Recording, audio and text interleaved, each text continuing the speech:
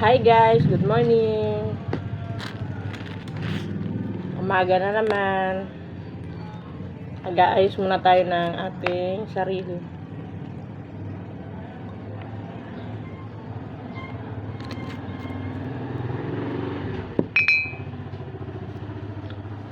Kailangan natin maghanap buhay na naman.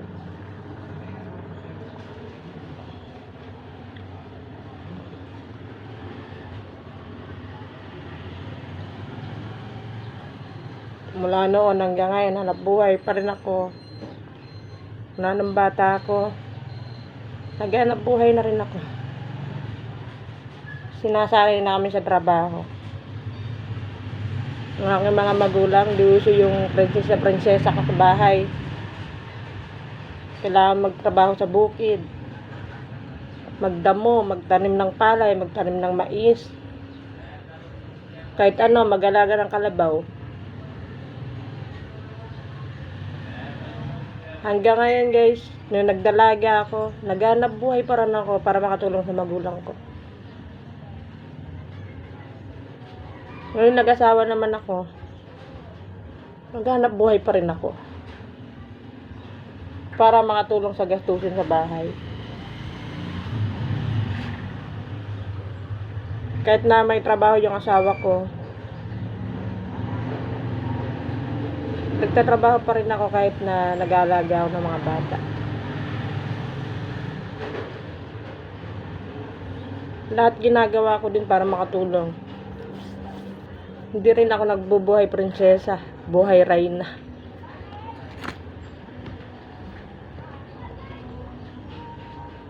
Kahit nagtatrabaho yung asawa ko naghanap buhay, gumagawa ako ng paraan para kumita din ng sarili kong pera dito sa bahay. Ako yung naghihintay lang. Kaya ko naman. Dahil ganyan tayo pinalaki ng magulang natin. Bawal tayo maging tamad.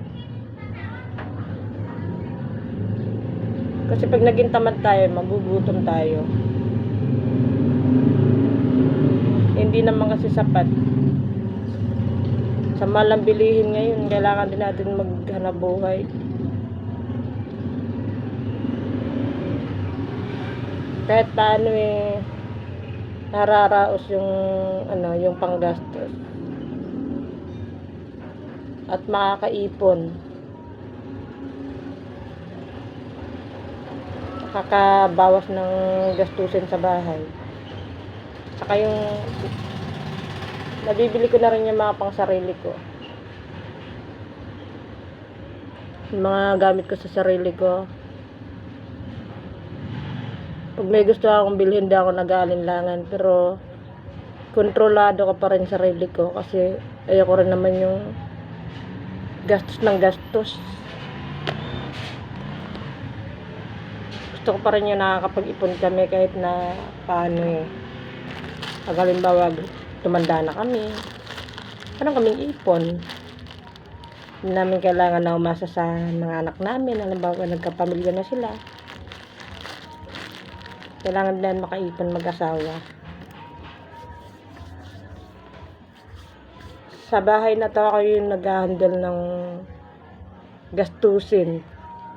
Sahod ng asawa ko, binibigay sa akin lahat. Kaya ako lahat ang nag-handle.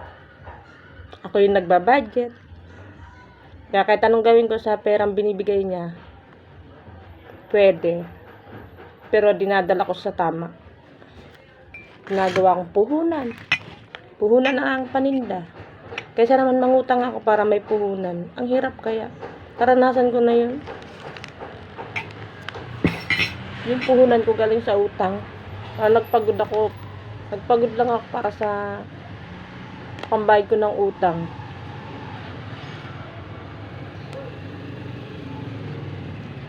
Kaya ngayon, kahit na pakonti-konti, kinukuha ko na lang yung puhunan ko sa sahod ng asawa ko. Ayun yung pinapalago ko. Hindi ko dinadala sa luho-luho yung pera ng binibigay ng asawa ko. Kasi alam ko naman pinaghirapan niya din naman yun Ako yung may control. Kaya guys, tayo mga mami, alam naman natin na mahirap talaga mag-budget. Diskarte na lang natin para magkasya yung binibigay nating asawa. Mga gastusin. Sa mahal kasi ng bilihin ngayon guys, halos wala na talaga natitira kapag yung sweldo ng asawa natin. Halos wala talaga natitira. Kaya yung saludo ako sa mga ibang mami na dinidiskartehan nila yung sahod ng asawa nila para magkasya. Kaya taas pa naman ang bilihin na ngayon. Tapos yung bill ng kuryente natin napakataas. Sa tubig. Dagdag mo pa yung bayarin sa school. Baon pa ng mga anak. Sobrang dami. Kaya mahirapan ka talagang pagkasyahin. Kaya ginagawa ko, nagdidisihartehan ko na lang. Paano guys? Diyan na lang muna. Maraming salamat. Bye-bye.